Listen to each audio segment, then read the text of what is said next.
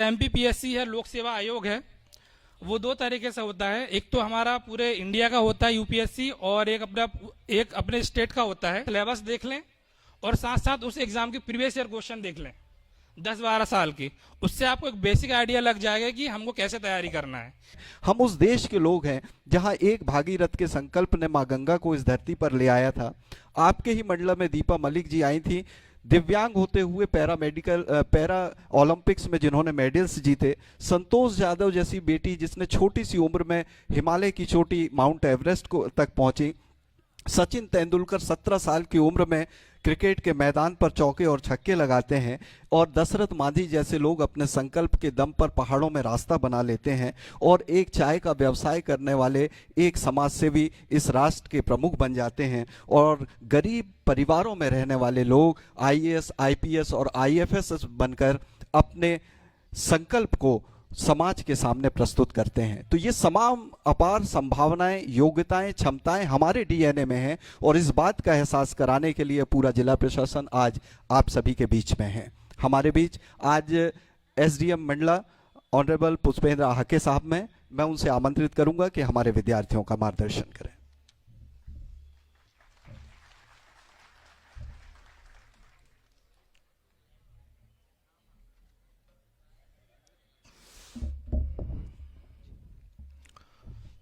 आदरणीय collector madam, DFO sir, और मेरे अधिकारी साथीगण, वरिष्ठ अधिकारीगण, और स्कूल के प्यारे बच्चों और उनके साथ उपस्थित शिक्षकगण। तो सबसे पहले हम एक नॉर्मल बात करते हैं कि ये आज, जैसे आप सभी को पता है कि आज युवा दिवस है, जिसमें हम विवेकानंद जी का आज जो जन्म हुआ था उसके उपलक्ष्य में हम लोग युवा दिवस मनाते हैं। तो उसी पे जो विवेकानंद जी के जो उपदेश थे उसी के साथ मैं स्टार्ट करना चाहता हूँ कि उन्होंने जो हमें बोला था कि अपना लक्ष्य निर्धारित करो, और तब तक लक्ष्य प्राप्त ना हो तब तक उसके लिए आप निरंतर प्रयास करते रहो। तो मेरा भी यही कहना है कि आप पहले एक लक्ष्य निर्धारित कर लें कि आपको आगे चल के क्या करना है। जैसे आप लोग अभी 11th-12th में हैं, कई लोग की स्ट्रीम ऑलरेडी डिसाइड हो गई होगी कि आगे चल के क्या करना है। तो उसके लिए हमें क्या है कि सबसे पहले छोटी छोटी प्लानिंग करनी पड़ेगी, डे टू डे प्लानिंग करनी पड़ेगी कि हमको करना क्या है। ये बहुत छोटी छोटी बातें मैं बोल रहा हूँ कि जैसे कि आप लोग पढ़ते हैं या कोई भी विषय पढ़ते हैं, जो भी है, तो उसमें आप लोग अपनी छोटी छोटी प्लानिंग बनाइए कि आज मुझे दिन में क्या करना है, कल दिन में क्या करना है, मुझे 12th में कितने % बनाने हैं, या मुझे कौन सी स्ट्रीम लेना है। ये धीरे धीरे मैं बता रहा हूँ कैसी आप लोग की प्लानिंग होगी। तो सबसे पहले मैं यही बोलूँगा कि जैसे आप लोगों ने कोई बड़ा लक्ष्य निर्धारित कर लिया है, तो उसको पहले आप लोग छोटे छोटे लक्ष्यों में आप लोग उसको वो करें कि इसको मैं कैसे पाऊँगा।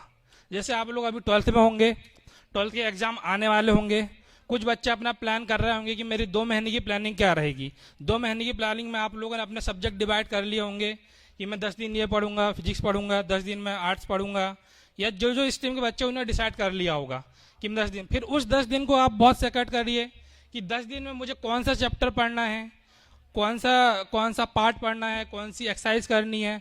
फिर उस 10 दिन को आप डे में डिवाइड करिए कि मुझे उस दिन क्या पढ़ना है, और उस डे को फिर डिवाइड करिए कि मुझे कैसे उस दिन में कैसे करना है। जैसे कि यदि हम किसी डे की बात करें तो आप जब भी सुबह उठे तो एक अपना दिन भर का दिनचर्या एक बार मोटा मोटा बना लें कि मुझे सुबह इतने बजे उठना है तो 2 घंटे ये पढ़ना है, 2 घंटे वो पढ़ना है।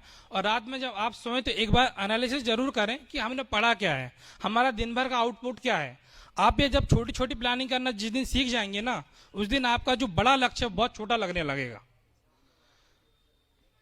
साथ में आप ये भी है कि बहुत सारे लोगों को लगता होगा कि यार कैसे होगा, क्या होगा।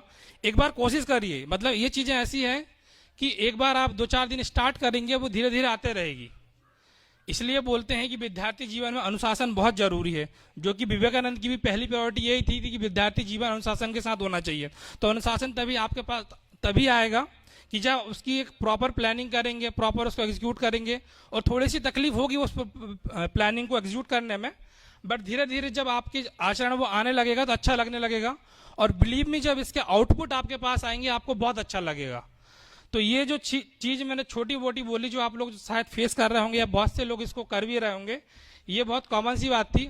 अब हमारे सब्जेक्ट पे आ जाते हैं कि जैसे कि फॉर मी, मैंने बचपन में मतलब मैं प्राइमरी स्कूल से ही पढ़ा हूँ, गांव के जो गांव के स्कूल होते हैं। उसके बाद फिर मैं नवोदय विद्यालय में पढ़े, फिर उसके बाद इंजीनियरिंग करी आईआईटी से। उसके बाद फिर स्टेट सर्विस का एग्ज़ाम क्लियर किया और फिर मैंने पीएससी फाइट करी और फिर मैं यहाँ पे डिप्टी कलेक्टर के पद पे चयनित हुआ और फिर यहाँ पर मैं एसडीएम के पद पे कार्यरत हूँ।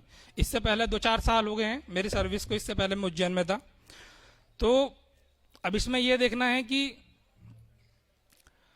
आपको कि भाई हम पर्टिकुलरली इंजीनियरिंग के बारे में ऑलरेडी आपको पटले जी बता चुके हैं कि इंजीनियरिंग कैसे क्या करना है, उस पर चर्चा नहीं करेंगे। हम लोग सिविल सर्विसेज के बारे में बात करेंगे। तो जो एमपीपीएससी है, लोक सेवा आयोग है, वो 2 तरीके से होता है। एक तो हमारा पूरे इंडिया का होता है यूपीएससी, और एक अपने स्टेट का होता है, जो हर स्टेट अपने अपने एरिया में कराते हैं। जैसे हमारा एमपीपीएससी, महाराष्ट्र पीएससी होता है, छत्तीसगढ़ पीएससी होता है। तो यूपीएससी से जो सिलेक्ट होते हैं उसमें भी अलग अलग पोस्ट रहती हैं, आईएएस, आईपीएस, आईआरएस, बहुत सारी। तो फिर उनको अलग स्टेट में भी जॉब मिलती है और सेंट्रल गवर्नमेंट में मिलता है। और एमपीपीएससी से जो लोग सिलेक्ट होते हैं वो बेसिकली स्टेट में ही काम करते हैं। बोले डिप्टी कलेक्टर बनते हैं, डीएसपी बनते हैं, और महिला बाल विकास में सहायक संचालक बनते हैं, पीआरओ बनते हैं, सहायक संचालक जनसंपर्क बनते हैं, और महिला बाल विकास में बनते हैं, या फिर अपना फाइनेंस में बनते हैं। तो ऐसी बहुत सारी पोस्ट है जो एमपीपीएससी आती है। जरूरी नहीं कि आप डिप्टी कलेक्टर या डीएसपी बनेंगे। तो सबसे पहले तो ये देख लेते कि एसडीएम काम क्या करते हैं। जो काम डिस्ट्रिक्ट कलेक्टर डिस्ट्रिक्ट में करते हैं वही एसडीएम अपने सब डिवीजन में करते हैं। जो भी सरकार की योजनाएं रहती हैं, जो भी चीज़ें सरकार के द्वारा आती है, जो भी योजनाएं या फिर जो भी अलग अलग विभाग की योजनाएं चलती है, उसको कुल मिला के हमको इम्प्लीमेंट करना पड़ता है। और हमारे सहयोग में दूसरे भी अधिकारी रहते हैं, या तो हम खुद करते हैं या तो फिर करवाते हैं। तो कुल मिलाकर हमारा ये काम रहता है कि योजनाओं का सुपरविजन करना और उसको धरातल पर क्रियान्वयन करना। तो हमारे साथ हमारा जो सब डिवीजन रहता है उसके अंदर हर तरह के विभाग रहते हैं, चाहे वो महिला बाल विकास हो, ग्रामीण विकास हो, फॉरेस्ट हो, स्कूल शिक्षा विभाग, ये सब आता है। तो ये सब हमारी मॉनिटरिंग में होता है, सुपरविजन में होता है, ताकि ये सब विभाग एक आपसी मेल जोल करके अपना काम कर सके। क्योंकि ये सब विभाग एक्चुअली एक अलग अलग विभाग रहते हैं, जिसका तालमेल कराने के लिए बेसिकली हम लोग रहते हैं। उसके साथ साथ हमारा जो कोर काम जो रहता है वो लैंड से रिलेटेड रहता है, कि लैंड को कैसे मैनेज करना है, लैंड को किसके नाम करना है, किसको देना है, ये बेसिकली तहसीलदार करते हैं। तहसीलदार के सुपरविजन में हम लोग रहते हैं। तो ओवरऑल देखे जाए तो एसडीएम वो सब काम करते हैं जो उनको करना चाहिए, चाहे पुलिस से रिलेटेड हो, चाहे क्राइम से रिलेटेड हो, जो भी हो। जैसे आप लोगों ने सुना होगा कि एसडीएम धारा वगैरह लगाते हैं। तो हम लोग एक्चुअली एग्जीक्यूटिव मजिस्ट्रेट का भी काम करते हैं। एग्जीक्यूटिव मजिस्ट्रेट वो होते हैं जो क्राइम होने से पहले ही उसको बॉन्ड ओवर कर देते हैं, या फिर उसको रोक देते हैं, या उसको जेल पहुंचा देते हैं। और न्यायिक मजिस्ट्रेट वो रहते हैं जो क्राइम होने के बाद सजा देते हैं। तो ये हम लोगों में डिफरेंस है। तो ये सब काम भी हम लोग करते हैं पुलिस को लेकर। तो ये मैंने थोड़ा सा मोटा मोटा आपको बताया कि एसडीएम का काम क्या रहता है। अभी जो बच्चे इसमें इंटरेस्टेड हैं, जिनको अच्छा लगता है सोशल वर्क वगैरह लोगों के लिए काम करने के लिए, तो इनके लिए ये बहुत अच्छा कैरियर ऑप्शन है। ये हमारे देश के लिए और हमारे लोगों के लिए हम बहुत अच्छा कर सकते हैं। अब बात ये आती है कि अब इसको बनना कैसे है। तो अब सबसे पहले तो पीएससी का नाम सुनकर ही लोगों को लगता है कि यार क्या करेंगे, वो तो बहुत ही सब पढ़ना पड़ता है, ये पढ़ना पड़ता है।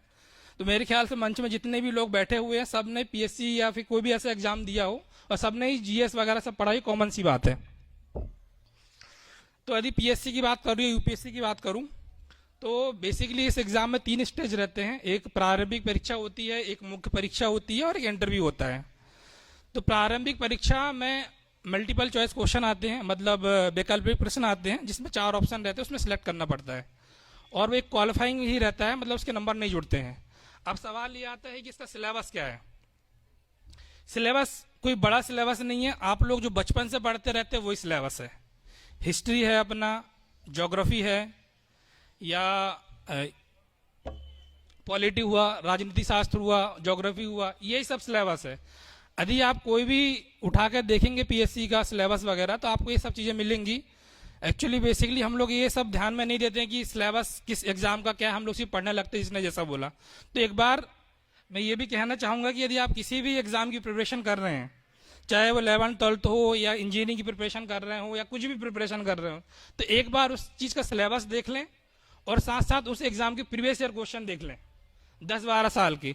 उससे आपको एक बेसिक आइडिया लग जाएगा कि हमको कैसे तैयारी करना है। ये चीज़ें मतलब सभी के लिए अप्लाई होती है, चाहे मैं हूँ, चाहे आप लोग हैं जो लोग एग्जाम देते रहते हैं। उसके बाद फिर प्रीलिम्स में फिर दो एक पेपर होते हैं, एक सी सेट का होता है, मतलब मैथ्स रीजनिंग पूछते हैं, वो क्वालिफाइंग होता है, और एक जो पहला पेपर होता है जीएस का, उसमें आपको नंबर लाने पड़ते हैं, उसी से आपके डिसाइड हुआ कि आप मेंस देंगे कि नहीं देंगे। तो ये एमसीक्यू क्वेश्चन होते हैं जिसमें आपको टिक लगाने पड़ते हैं। उसके बाद फिर आपका मेंस का एग्जाम होता है जिसमें 5 पेपर रहते हैं। तो 5 पेपर में पहले पेपर में हमारा हिस्ट्री रहता है, जो मैं बता चुका हूँ, बेसिक हिस्ट्री है।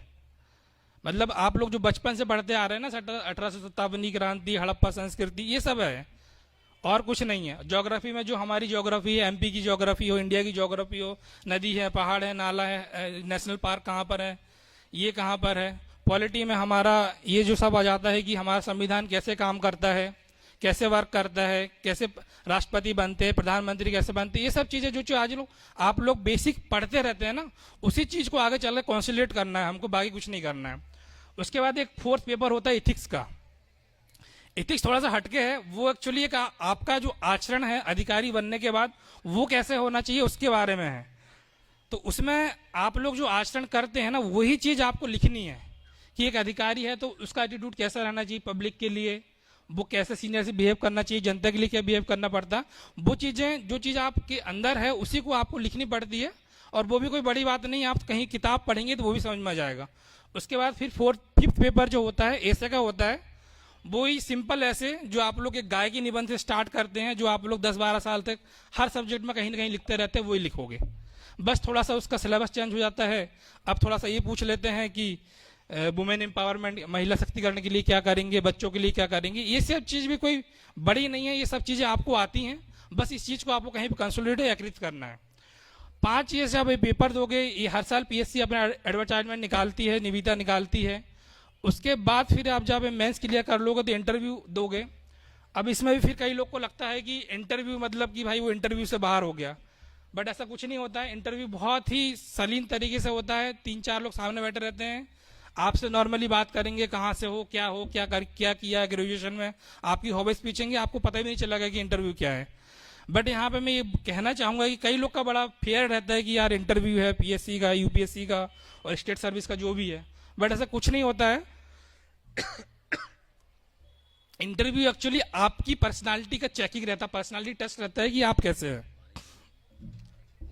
नहीं ठीक है, कि आप कैसे हैं, आपका बिहेवियर कैसा है, आप सर्विस के लिए है कि नहीं, ये सब का टेस्ट रहता है। तो इसमें फेयर करने की कोई जरूरत नहीं है, नॉर्मली होता है।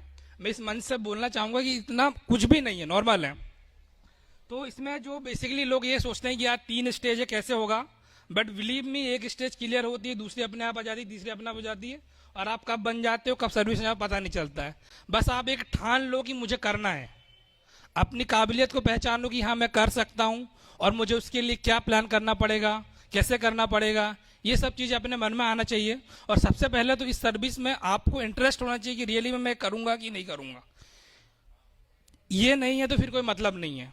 आप पहले जॉब प्रोफाइल समझ लीजिए कि भाई आफ्टर कमिंग टू जॉब कि भाई मैं इस जॉब में कर पाऊंगा कि नहीं कर पाऊंगा, उसके बाद ही प्रिपरेशन करनी। और जो लोग ठान चुके कि हाँ मेरे लिए सही जॉब है, तो मेरे ख्याल से आपको कोई नहीं रोक सकता।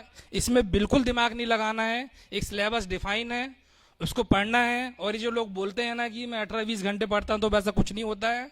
8 घंटे 4 घंटे पढ़िए, बट रेगुलर पढ़िए। 18-20 घंटे जो भी पढ़ते वो झूठ बोलते, फिर आदमी सोएगा कब। तो बेसिकली नॉर्मली आप पढ़ाई करिए, लेकिन रेगुलरली पढ़ लिए, और एक अपना सिलेबस निकाल लीजिए, प्रीवियस क्वेश्चन पेपर देख लीजिए, चाहे वो कोई भी एग्जाम हो। आपको एग्जाम क्रैक करने से कोई नहीं रोक सकता। तो ये मैंने बहुत ही एक ऊपर दे दिया है। और ब्रीफ में यदि आपको और भी चाहिए तो ऑब्वियसली आप कभी भी एसडीएम ऑफिस आ सकते हैं, कलेक्टर ऑफिस आ सकते हैं। पिछले साल भी हम लोगों ने एक कैरियर गाइडेंस रखा था, शायद आप लोग में से कुछ लोग आए होंगे, और हमें यही बोला था कि यदि किसी को कोई भी दिक्कत हो तो बिल्कुल आप हमारे ऑफिस आ सकते हैं कभी भी, और आप हमारे से उपाध्याय जी से या अखिलेश जी और पांडे जी से हमारा नंबर ले सकते हैं। तो बहुत बहुत शुभकामनाएं आपके लिए।